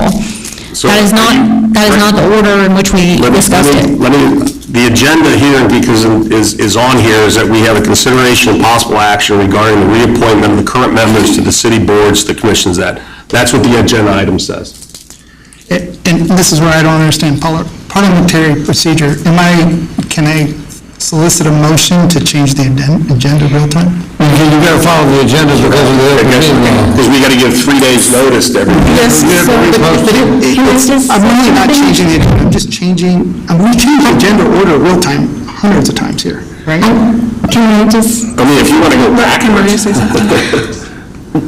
Someone can make a motion to reappoint a particular applicant or reapplicant, incumbent, and someone can second it, or someone make a motion in a second, and then everyone can vote it. The council still has, it's at your discretion who you want So to. let me say, maybe to help Brian out, if there was something of the current ones that are there that is an exception to doing that, make a motion on that exception, right? But it would be that we're going to do the ones who are currently there first. I mean, you still have the ability to take exception to something. I thought we take things out of order all the time. Like, if we have somebody here that's doing a presentation on, like, electrical installation in the city, we'll be like, oh, we'll handle you first, and then I thought we did that all the time. He's not asking that. He's asking you, saying, do all three simultaneously. Yep. And if you want to change the order and do the ones that are vacant first, we can do that. I don't have a problem with that. But we said, and the minutes will say is, we said we were going to structure it this way because we did it last year and everybody was comfortable with that. I'll go look at the minutes. I mean, this is the way the agenda reads, and... I'm not responsible for putting the agenda out. So the next... You have to live by it. Yeah. Can I just add one thing too? I think Sarah mentioned, if people aren't attending the meetings, I mean, are we going to then table this and get, do they have sign-in sheets for every meeting so we can audit and say, okay, I know this person didn't attend, like, I don't want to make a valid, are we really going to take it that far? Yeah, I think if someone's really willing to volunteer and they don't have any ethical concerns or action for the, process we put in place, let them serve. And this is how I understood the process, because we were trying to streamline it and make it more efficient versus cherry picking. The council did also state that in order for the incumbents to be reconsidered by council for reappointment, they were required to reapply. But it's still council's discretion whether to approve or not. But the process is, we've got the current one, like we're on agenda item number 2. I don't mind if we want to do 4 first or 3 first, but the process is for all current members, and that doesn't mean you have to do a blanket. I mean, I would hope we would, but because I think people think that the city's doing fairly well, is that, we would go forward, and if you want to take an exceptions to something of a current person serving that you would want to replace, you would have to indicate that. Yeah, I think my understanding was we were going to give deference to people that wanted to continue to serve. Kind of what Ashley was saying was, if these people are wanting to volunteer, if they're going through the effort to submit a reapplication, I think that for our purposes here, it'd be extremely efficient, and we were saying to the people that were going to be reapplying that we would give that deference. I know that that's come up before, but I mean, is there specific individuals that we are concerned with? Do we want to go individual by individual that reapply? Because, I mean, technically speaking, the way that this is written, it just says regarding the reappointment of current members of the city's boards. So obviously, the most efficient thing would be to say, I move to reappoint those that have applied for those current positions. We can knock that out. Those are people that want to continue to serve. Or are some people on this panel wanting to go through the literal minutes of every meeting and the qualifications of every single individual and how many times they've shown up? Or are we just saying we have problems with specific people? Because I think the most efficient thing to do is to kind of honor what we've already said and said, hey, if you reapply, we will give you deference if you want to continue to serve, because this has been such a quagmire for this city to go through the different appointments, the different timelines. We've set it up to where it can be as efficient as possible, and people that want to continue to serve can continue to do so? Or are we in a position now where we want to say, no, we need to have I would be at work on Wednesday kind of a conversation, because we're going to be going through every individual minute of every meeting and every person's specific qualifications? You're obviously speaking extremes to try to get your point across. Is that not what, I mean, that's exactly what I'm trying to do. Is extremes at all? I'm trying to say that this is something that we've set up. I mean, you can see the agenda here. If we want to go through individuals, by all means, let's do that. All I said was... I'm not talking specifically to you, Brian. I'm speaking to council and the city as well. So if you want to interject while I'm talking, please do not do that, okay? I do not appreciate that. I did not do that to you. These are not specific comments to you, okay? Is that okay? Can I continue? Thank you. Okay, as I was saying, this seems to be the most efficient way of going about things. We've got it set up to where people have reapplied. We've made it clear that people that reapply will have deference because they want to continue to serve. There's also situations where we can have appointment of new members. That's the next agenda item. Then after that, we have open and vacant ones. I think we have some committees where we don't even have enough people that have applied. Correct. So I think that this seems to be the most efficient thing, in my opinion. If anybody else wants to... definitions, right? Exactly. We also put in place a process for if people weren't performing or causing issues on committees that we could deal with those behaviors. So I don't think we've had any of those in the last year, although I don't know that we have metrics on participation if someone is not showing up or underperforming in that role. And I like to say that I can't really, I would not use attendance as a key, detriment to these people, because they might be out measuring the parks and recs all day long, but they can't make it because they work night shifts, I think that's... Not only that, these are volunteers, they're unpaid, and then with a chair or anything like that, to put that kind of bureaucracy on statistic gathering rather than actually volunteering, I think would be a shame. Well, the committees do have their own, rules that they're set by. I remember Parks had a rule where if there were 2 meetings missed, I think by virtue of that, 2 or 3 in a row missed, then the head of the committee was able to put it to a vote to remove. Is that correct, Maria? Most of the committees do have that policy. Right. I will say, I did actually pull some minutes, and I did actually pull some agendas for a couple of our city's committees.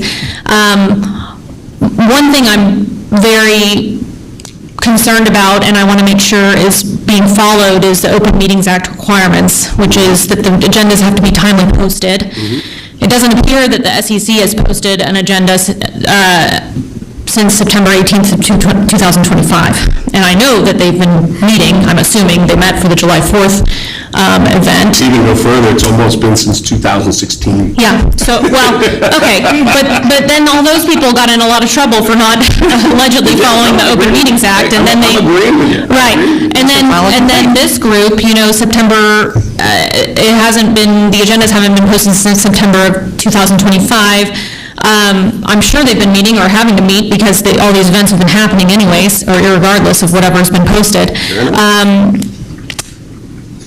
Also, I know Parks needs to keep up with their minutes. The minutes I've seen are very short, and I don't actually know who the current Secretary of Parks is, but I know that Parks has a rule where the head or the president that runs the parks cannot also be the person taking the notes, so they have to be 2 different people, and that's for propriety reasons.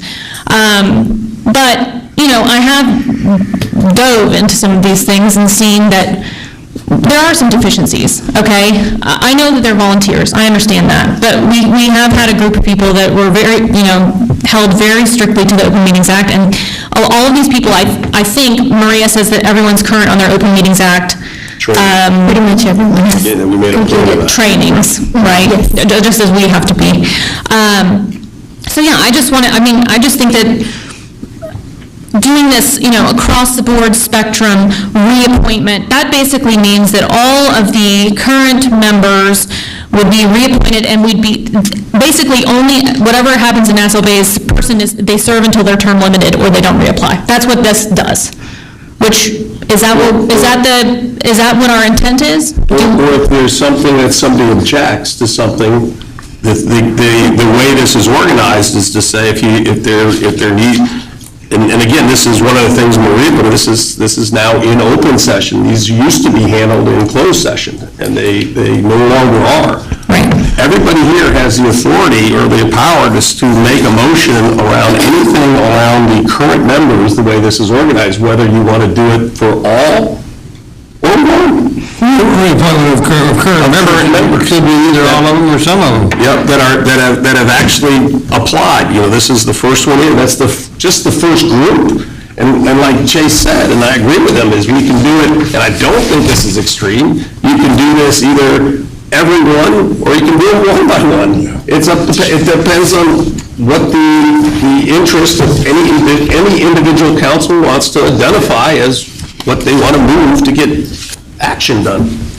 I'll also add, every one of these persons that's on one of these committees or boards or commissions is evaluated when they get placed onto that board, commission, or committee. And like Sarah said, there's policies, there's procedures put in place for if there are individuals that are not participating or doing what they're supposed to do. Most of these boards, commissions, committees have the ability to remove those individuals. So that's an easy way for us to find out. Exactly. So like I said previously, people are reviewed, people are allowed to be placed onto these committees and given deference when they want to continue to serve. We have a very small city, we don't have a lot of applicants. Some of them have more than others, I understand that, and there is a desire to be on some of these boards and commissions, continue to apply. There's going to be vacancies, there's going to be people that do not re-up, and that is an opportunity to get on that. Furthermore, these are all open. Anybody can come to these meetings, anybody can come put in their 2 cents. You don't have to necessarily be on these boards specifically to have your input heard. I've been at several parks meetings where there's like 2 people that attend.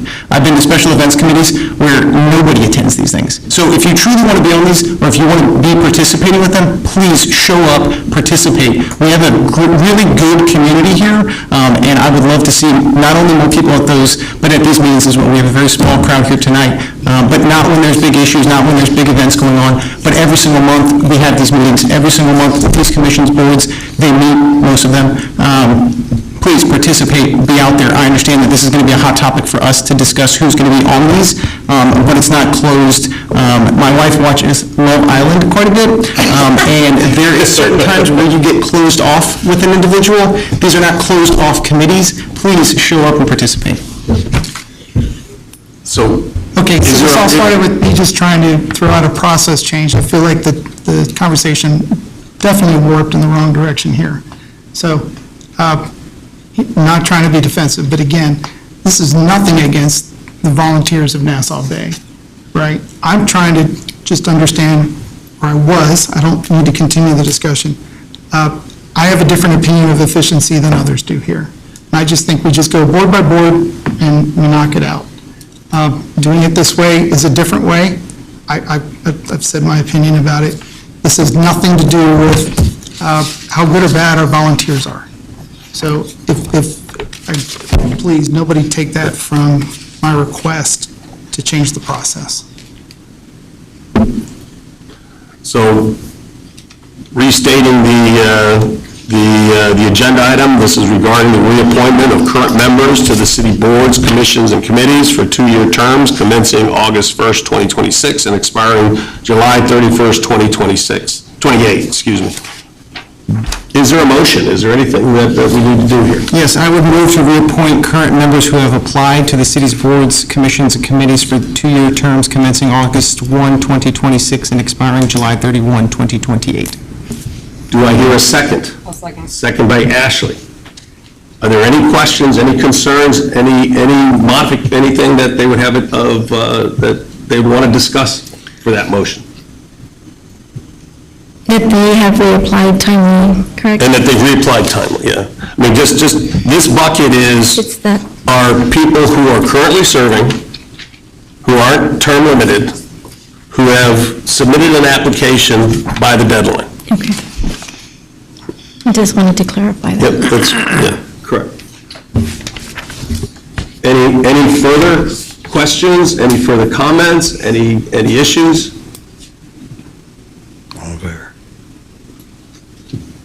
Only one question. There was one late applicant. Is that going to be considered at a later time? I've been the one who's been trying to say and supporting Maria on these. I would actually say they have to be on time. I agree. And that, I know which one you're talking about, then there's vacancies for all those. He's put one in, so it's just going to be a late application that I suggest we do in August unless we get others. Yeah. But again, that's to be discussed, because I think we have to talk about that. I would like to say there's also a late applicant on the special events committee too, if you look at the handout. Yeah, that's what I'm saying. I'm saying timely reapplied for this motion. Yes. Correct. I just want to say in my final words that this, I think, chills the desire of people to serve on boards and committees for the city because they don't have a chance. So I just want to put that out there and say, That's what I think that this in essence does. So I would also like to add, I think that this encourages people to participate. I mean, show up to these meetings, right? And then they can come up here and talk to council and say, nobody's been at these meetings. And they can voice their opinions. They can say, maybe in 8 years, you'll consider Can my I please have a application. moment to get through my comments without being interrupted? Please. I don't interrupt anybody else. Please, just let me get through my comments. I would say that this encourages people to participate. It does not chill participation. It does not chill people wanting to be on these committees and boards. Please, again, show up. We have a very small community. We all know each other, okay? Please show up. If you want to come up here and talk and say, people aren't showing up to these meetings, they're not following the procedures that they're supposed to. I would love to see people at these meetings.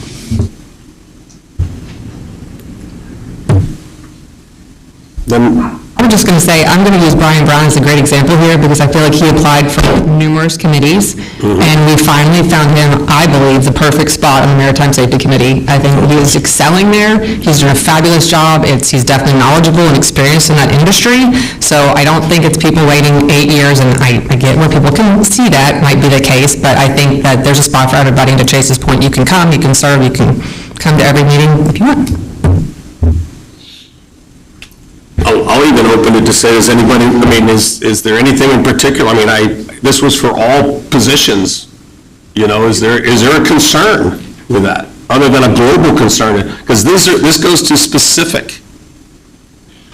No, I'll say one more comment. I think some people want to apply to these committees and different things, and I hear you, Chase, about people can show up and participate, but the fact that we reappoint members automatically because they reapplied, I have heard amongst neighbors and friends that they're not going to apply because these people are automatically going to be selected. So what is the point? That's all I'm going to say. I'm not making this up. It's been talked about. But no, so I guess in the discussions is if there's a concern or want to modify that in some way, this is your chance to speak up. Well, I think that's what we're trying to do here. So speak up. How would you, I mean, if there's a motion here, if there's something to change it or whatever, what would that be? Versus just, without specificity. Well, I'm confused. I've already spoken up, but I've been told I can't change the agenda, so we can't change the process today, right? No, we can appoint anywhere from all or individually for all the people who are current members. So that doesn't exclude the ability to say if there's a proponent of somebody versus somebody else, that can't be discussed. And I encourage that to be discussed, right? It's just you can't do all three at once because that's the process, because we haven't broken out by the agenda. But if right now there's a motion about everyone,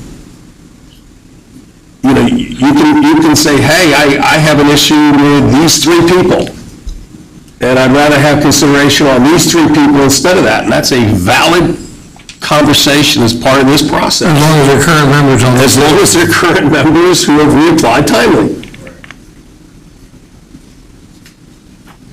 And the way I look at it, that creates an open position if you don't, but it has to be by vote, and then that goes into the second one. So if there's a way in which you want to say, hey, I want to open a position, here's your chance. But the motion right now is for all of them. Correct. But this is the discussion part of that. After that, I'm not going to close off discussion until I'm ready. Well, I would move to call the question then. People okay with that? Or is there more discussion, is there more input that needs to be for this? Again, I don't know if this is the right time, but so committees like the SEC committee or the Parks Committee, if they're not publishing agendas and we don't see minutes, it's really hard to get any kind of data unless I guess we just go talk to them. I mean, the SEC committee doesn't appear to have a chair. There's not a chair listed here. So how would I get information of the health of that committee? Because I don't have agendas, I don't know when their meetings are happening. If there are no agendas, I can't see the minutes, I can't see the directions they've been going. On the membership, they haven't created chairs or secretaries or anything. So what is my next step? If it's not obvious, the SEC is not a healthy committee, they need help. So Yeah, if people are complaining about not having an opportunity to do something in the city, there is an opportunity. They need someone to go in there to help guide them, to help them get minutes, to help them have a cadence. They need help on that committee. Or even, So it's not even a case of they're doing things and excluding people and they're full. They're not full. They're in the third bucket. I would hate for there to be a perception that all committees are being run the same, because I'll give Parks and Recreation, but in the discussion, you could have that implied in that.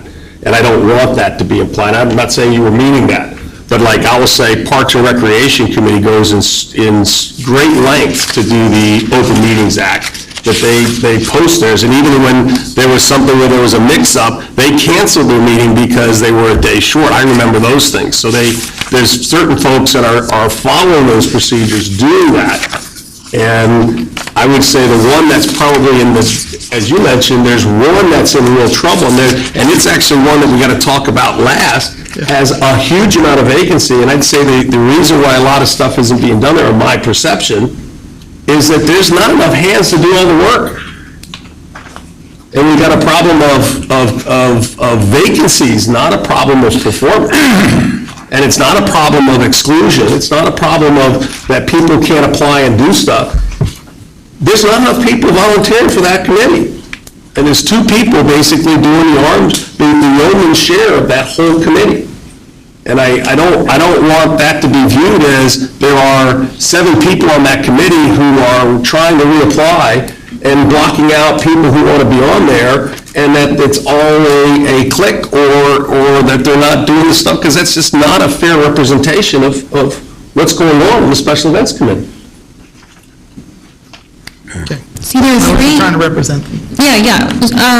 There are 3 new applicants to parks, right? And they all seem actually, Catherine Rice, who better qualified, honestly. Susan Lindsay looks like she has a huge history with the city. And these people are great applicants, but they're not going to get a chance because we're putting in 5 people who I don't know how long you've served on Parks, Chase, but you're probably 4 years in. Mike Barrett, I think he was on when I was on, which I think was 6 years ago. These are people that have been on a long time, and they've done a great job. And I think they are term limited at 8, so they're close to their term limits. Correct.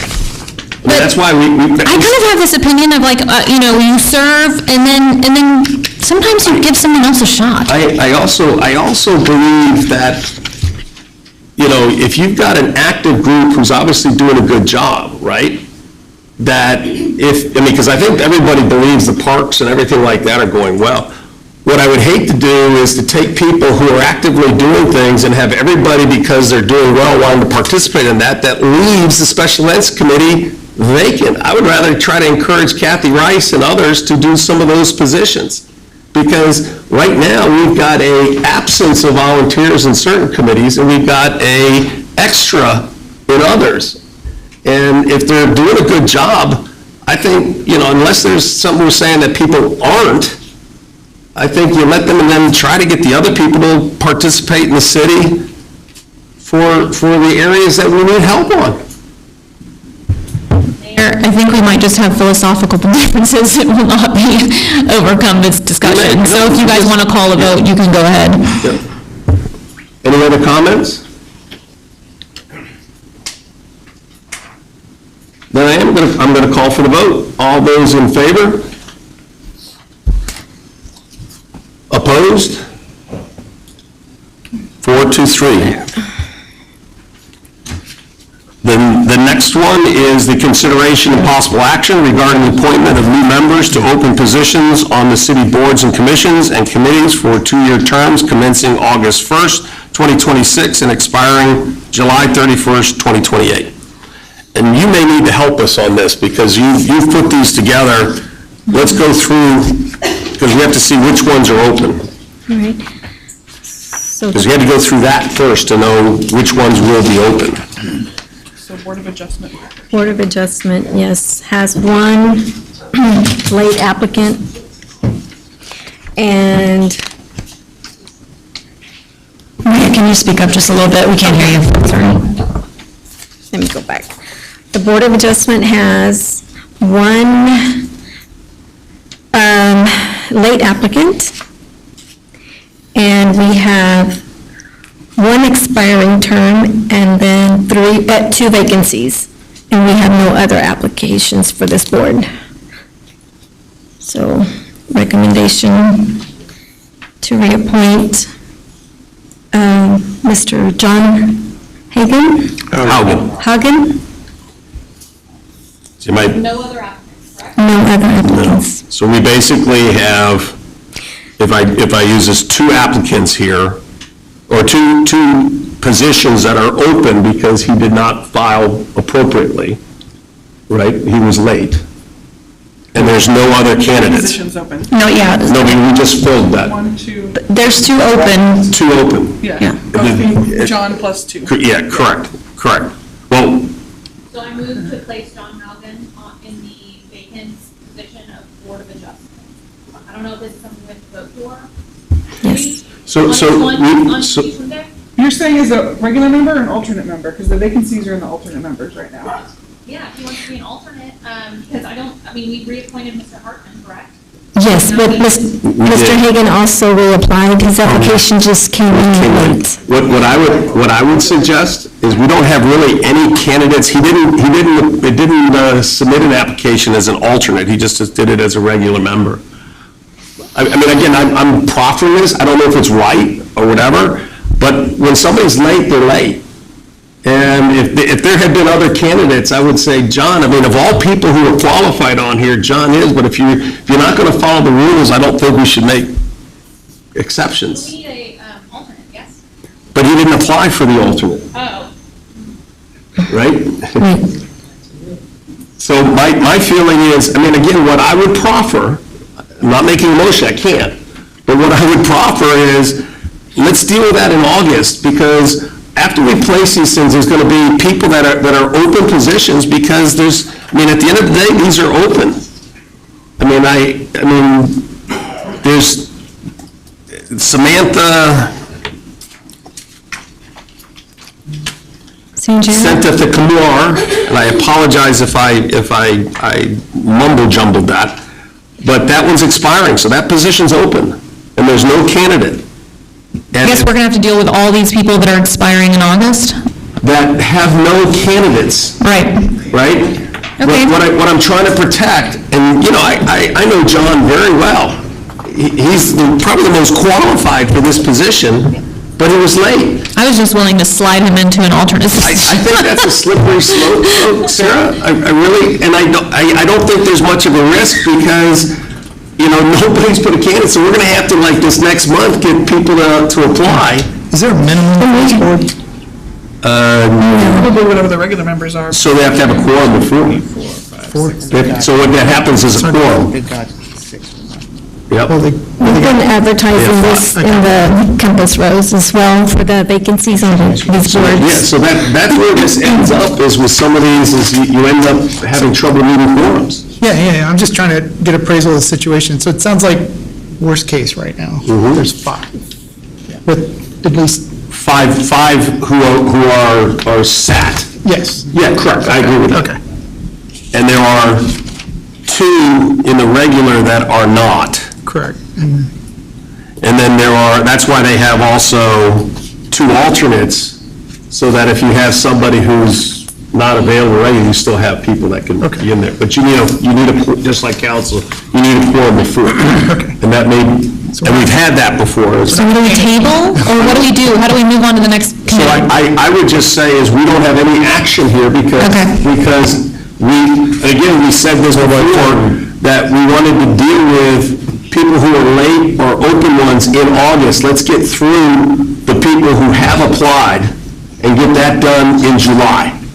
And then if there's open ones where there's just no candidate or a late one, they have to be considered in August.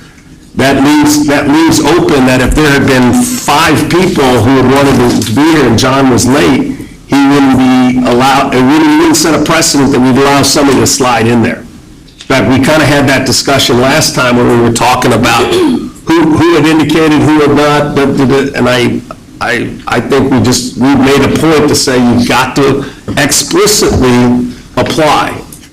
And I'm hesitant to backtrack off that. So you have no right to bid.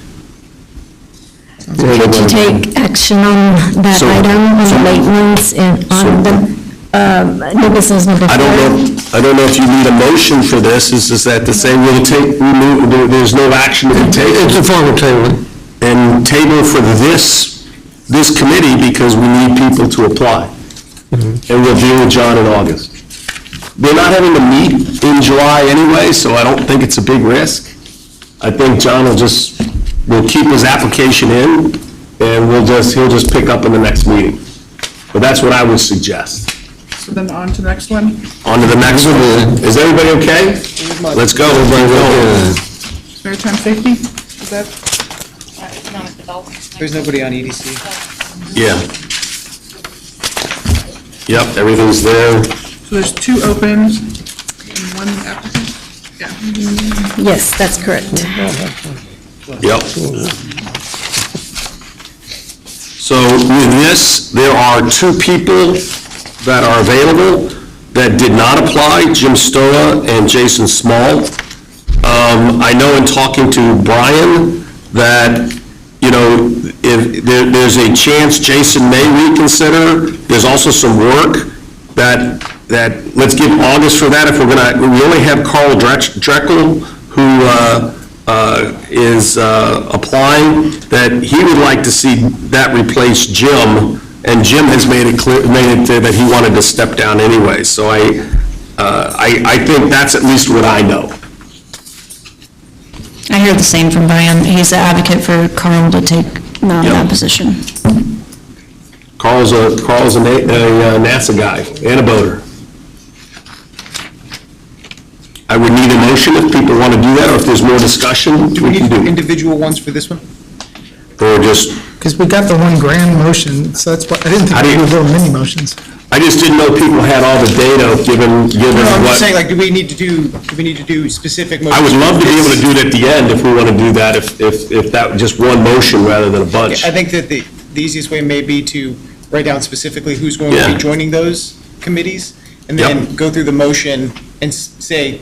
Those, Maritime yeah, Committee- I think that's right. Yeah, I think that's right. so that way we just have one motion and we're not But going that's, back up and up and up. that's who I think we should give consideration to. Yeah, okay. Management district, we don't have anything. Parks and Rec, I don't think we have anything there now, correct? Or is there an open one? I don't think Parks so. and Rec, no, we don't. Yep.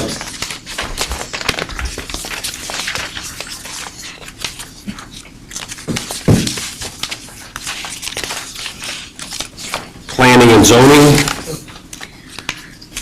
Looks like. It's full, it's full. yes. TERS is full. We do have one new applicant, but it's full.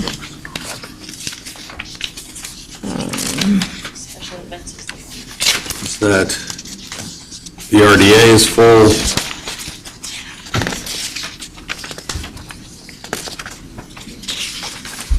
Here comes the fun one, right?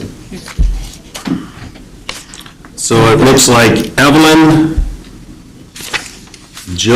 Evelyn Simpson, Jill Abel, Mary Talbot,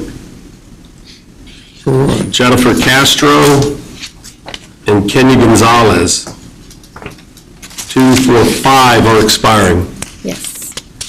And do we have any candidates? We have one right? new applicant and one late applicant. And the one is Ed Herron, right? No. Susan Lindsay. The new one is Susan Lindsay. Where's, maybe I'm missing it. If you go to page 41, it's a summary. At 44, and I thought it was a summary.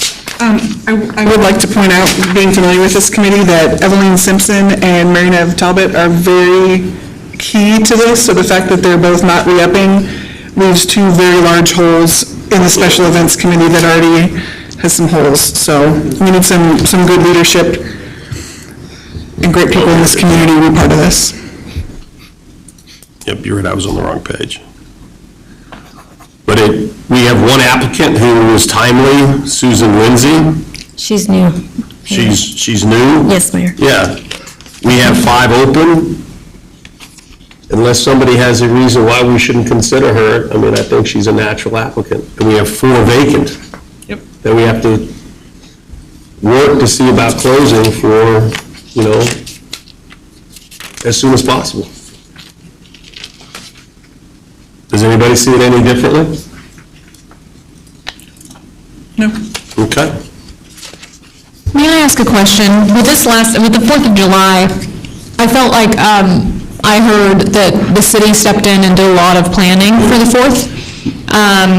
Planning? Like you guys were the ones that, I believe, booked the things at David Ron Park, is that correct?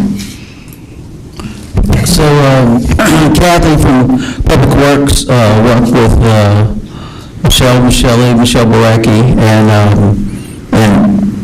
helped a lot with that and assisted a lot, so yeah. So the city's been picking up the pieces of it?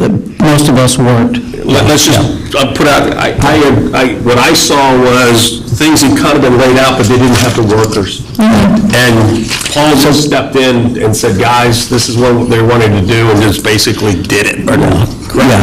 You guys stepped in, I saw you guys did a great job. Yeah, Kathy did a lot of work that if they had more volunteers, they would have done. Yeah. So a great opportunity to make a difference in the city. Absolutely. Yeah. And if we elevate Susan, I guess her name was. Yes, Susan Lindsay. If we elevate, there's 4 vacancies that we need to see how we can help fill, because that's where the need is. So whose position would she be replacing? Good question. Let me go back. Anyone but Kenya.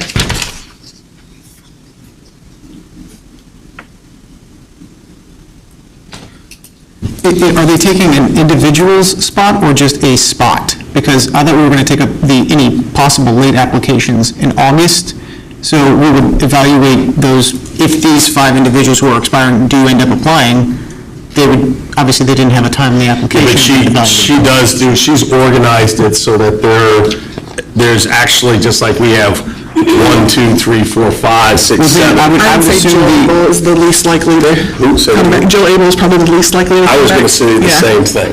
So, well, I mean, I'm not seeing a specific number next to special events. I mean, I don't have a number next to mine. So I would imagine you could just appoint that person to this special events committee, and then in August, when we evaluate the late applicants, then that would be something that would be. I think I agree, it's more mechanical than it is philosophical. Then whatever I think she needs to cross somebody's name off and put it in, and we're going to do that. So who do we want her to do that? Well, are any of these after July 31st, they're just not going to be on there, I would imagine, right? Once July 31st hits, or August 1 hits, these people aren't going to be on the committee. That's fair. Actually, that's fair. I don't think it matters what's lost. So, yeah, so it's just. Okay. Just, it zeroes them out. At that point, it's like everyone has been saying, it's open to everybody to continue to apply for these things. Hey, Phil, can I ask a question from the audience? So, since we're kind of, this is quasi, the public, the residents are included, are we allowed to know, like, what committee, because we're not sure what committee. So, that right now, and that's a fair comment. We went through a number of committees, and maybe if I re-go back, that what we did, that were full, that didn't have any vacancies, so there's no action needed to be taken on them. And that was EDC, Parks and Rec. Maritime Safety, which you saw we did 1.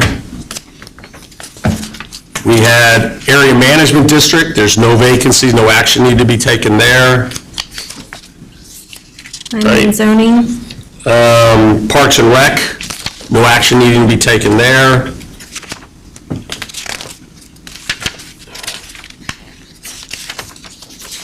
Sorry, I'm going through all this. Planning Commission, everything's full there. RDA and TERS, there's full there.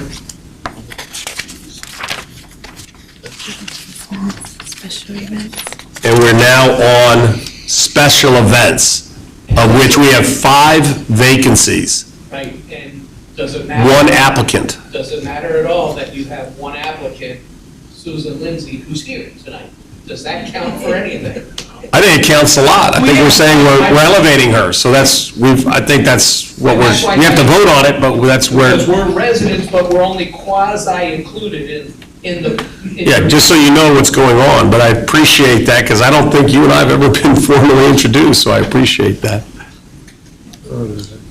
Since it's so difficult to get help for special events, what if we merge with the parks? That's not on our, I appreciate it, but we cannot take action on that tonight. It has to be on the agenda if we want to do it. We cannot do that, but I appreciate the comment. Yep. So, yep. Yep, thank you. I mean, but right now, we have Susan's candidacy, which to me is assured because there's 5 spots, but we have to make a motion to do that, but that's where I understand. But to be seen. And then there is the, I was on the wrong page. So this, the next is the Street Task Force Committee, which has myself and Aaron already on it. There's 1 vacancy, of which we have 1 application, that's where Ed Herron is. Quick question, I know we have a junior member on Parks and Rec. Is there an age limitation for special events, or could we recruit teenagers?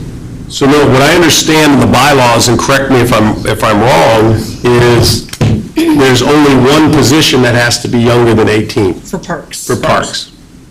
So there's only 1 position that has to be, they wanted a kid's input, and that's the way it was from long ago.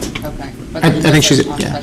Can we flip that? On special events? Yeah, I mean, you could recruit teenagers, and teenagers need volunteer hours, so I'm just thinking, I'm brainstorming. Yeah. And I think they'd be great, so. I agree. I didn't know. And Evelyn does a good job of bringing teenagers in to work for events, but I don't see why a teenager couldn't join the committee. Counselor, city secretary? Yes. Do they have to be a voting citizen, registered voter to be able to participate? As far as volunteers, I don't believe I don't think there's so. anything. I don't think so. I think it's open. It could be. They just have to be residents of Nassau Bay, is what I understand. Correct. We can double check that. Yeah, double check that. Yep, okay. I think So- that they mainly volunteer like per event, as needed, as recruited. Yeah, okay. But check on that, but that, Sure. so there's one candidate with one with 1 place, so that's pretty self-evident, I believe. Yes. That's Edward Herron. Ed Herron. Yep. Wait, this one wasn't. The street committee. Yeah, this one wasn't broken down though. Is he the reappointment, or is he? No, it was broken The down. actual. He's the vacant. He's a new applicant. So I didn't get a paper one, so I'm looking at the one online. I don't see an actual. So yeah, I mean, I see the 1 applicant. You know how the other ones have expiring terms? So one is current, and one is, there is 1 place that is open, and I believe the one that's vacant is because, Mr. Domingo. Henry Domingo had Resigned. resigned. He couldn't do it anymore. He became re-employed. He became unretired, is my understanding. Okay? So that's 3, that would give all 3 there, and so it'd be myself, Aaron, and Ed. When was the last time that task force met? It met last year, Okay. Has to meet once a year, right? once a year, yep.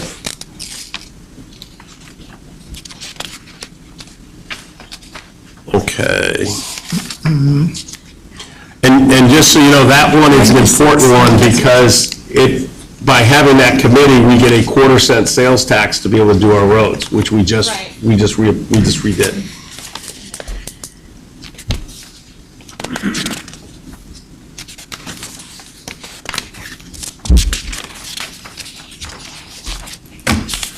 So now it's the next agenda item.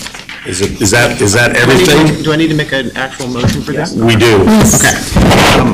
Let me see here. I move to appoint the new members to open positions on the city boards, commissions, and committees for 2-year terms commencing August 1, 2026, and expiring July 31st, 2028, for the following committees and members. Maritime Safety Committee, Carl Dreschel. Special Events Committee, Susan Lindsay. And the Street Task Force, Edward B. Herron III. I have one edit to that. Ed Herron's actually going to be occupying a term that expires in 2027. So it's a vacant, it's a half a term. Then it start a new term? Yep, Yeah, because we had a resignation. With that one edit. yes.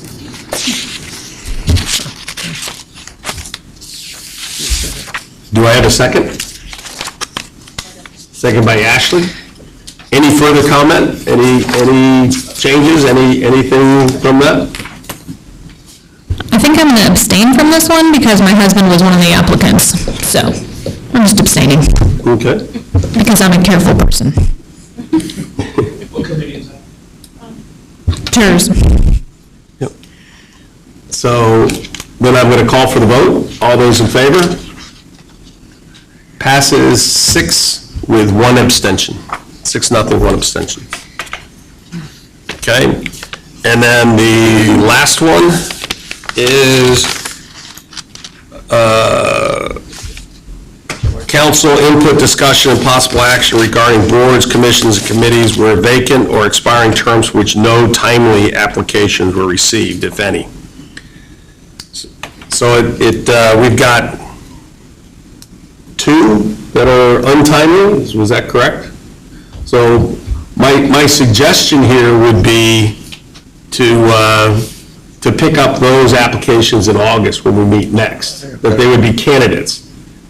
I think we need to publish again which ones are open in the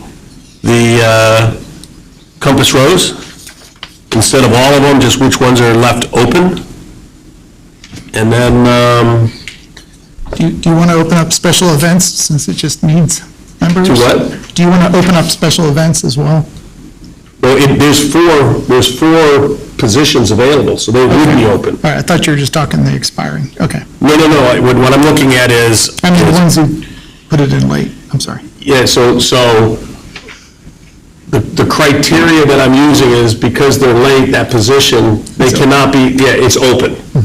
They will be a candidate in August, but they'd also have they could potentially have others, like, maybe not, but maybe so. Like 2 alternates for the Board of Adjustment. Would be Correct. Great, yeah. So you're saying that the people that applied late, we're not going to basically evaluate this? No. At this time, we're going to do it August In August. meeting, and consider those people along with the other candidates that we're going to get from them. And again, I want to make sure that in case we had something where there was an open position, where there was a timely and untimely, that the timely person would be given deference there, because they followed the rules. Otherwise, it begins that slippery slope, I believe. Personal opinion. So should we just table this until? Do we just? Yeah, I move to table, let me see, what is this? New business item number 4. Okay. Do I hear a second? Second. Second by Ashley. I just want to comment really quick that means there are openings in the Board of Adjustment, the Special Events Committee, as well as the Maritime Safety Committee, for folks that are wondering where those openings are. And do we think we can turn this around in 1 month? That sounds Let pretty me put it sporty. this way, is if we don't, it just stays vacant. So it's and this has been, I'm just going to say, So the just make it never-ending recurring. task that we have for these committees is to get people to step up to volunteer when there's vacancies. Because I've been here long enough where it hasn't been chronically the Special Events Committee. It's been other committees that have had things. So it's just, you gotta manage it. And I would encourage everybody on council to have people where those openings are, apply, because they will be vacant unless somebody applies. I'm That's surprised just reality. Miss Lindsay hasn't run out the door screaming at this point, but. I think it's great. There you go. Thank you. Then it's been tabled and seconded. I'm just going to call for the vote because none of that was pertinent to the things. Passes 7-0. Okay. Next one is 5, which is council input, discussion, and possible action regarding the setting of fiscal year 2026-2027 budget workshop meeting dates. Good evening, Mayor, Council. Staff is proposing 3 budget workshops in August. The first workshop will be the week of the 3rd. The second will be the week of the 17th. And then the third will be the week of the 27th, and if necessary, that first week in September to finalize the tax rate. We've got to do that, right? That's the one that's... Yes. Where you start signing your name in blood, right? Yes. So right now, the placeholders are for Tuesdays, except for the one on the 27th, and they will be held at 6:30. So, we don't have to decide tonight which days are good for you guys. If you can just email Maria and let her know if you have any issues with those Tuesdays and Thursdays. Thursdays. Here in August, the week of the 17th, I've got to be out, have a wedding in the family with a 90-year-old mother-in-law that's got to be brought up into New England. Okay. So I'm out the 17th to the 23rd. 17th to the 23rd, okay. Okay. But you don't want to start in July? I'd rather start in August, because right now I'm working with staff, because we're going to start working with staff and having more discussions. On that 18th one, is it required that you're here, or No, can we it's not. just give you updates? I may actually even be able to Zoom in? zoom in. It's just so hard to hear when it's I know. there, but you're right. We could FaceTime you like we've done in the I just past. wonder if there's a way to work around that. If these are workshops, these aren't regular meetings, these are workshops. Yeah. That's my constraint there. So your proposal is the 11th, the 18th, and the 27th? Is that what you're So saying? right now, the placeholders are August 4th, August 18th, those are on a Tuesday that's at on the- 6:30, August 27th on a Thursday at 6:30, and September 1st, a Tuesday at 6:30. Now, if you take a look at your calendars, if you'll have time conflicts, just let Maria know, and then we can tweak the schedule. They all work for me. I'll just say that now. Same. Okay. Haley, Okay. that Does was this count as an email? Johnson? Yes. Anybody else?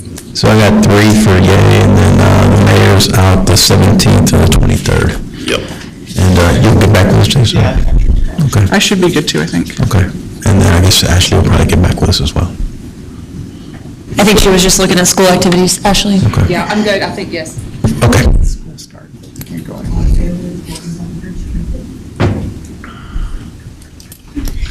Okay. All right. Nothing else from me, Mayor. All right, that works. Now we're going to move into executive session. The city council will now hold a closed executive meeting pursuant to the provisions of Chapter 551, Texas Government Code, in accordance with the authority contained in it. This is Section 551.071, Texas Government Code, consultation with the city attorney to discuss legal matters regarding pending or contemplated litigation pertaining to Microtel. And then Section 551.087, Texas Government Code, deliberations regarding economic development negotiations. It is 9:05.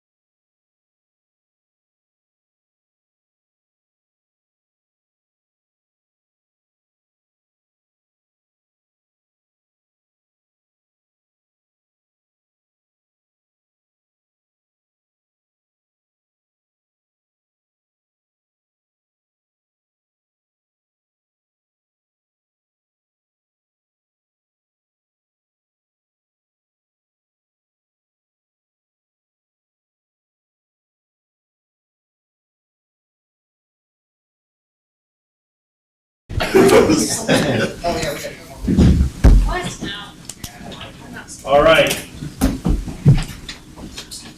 I am calling us, I'm reconvening into open session. Move to adjourn. 9:24. Do I hear a motion? Second. By Sarah? Yes. All in favor? Passes 7-0, we're adjourned.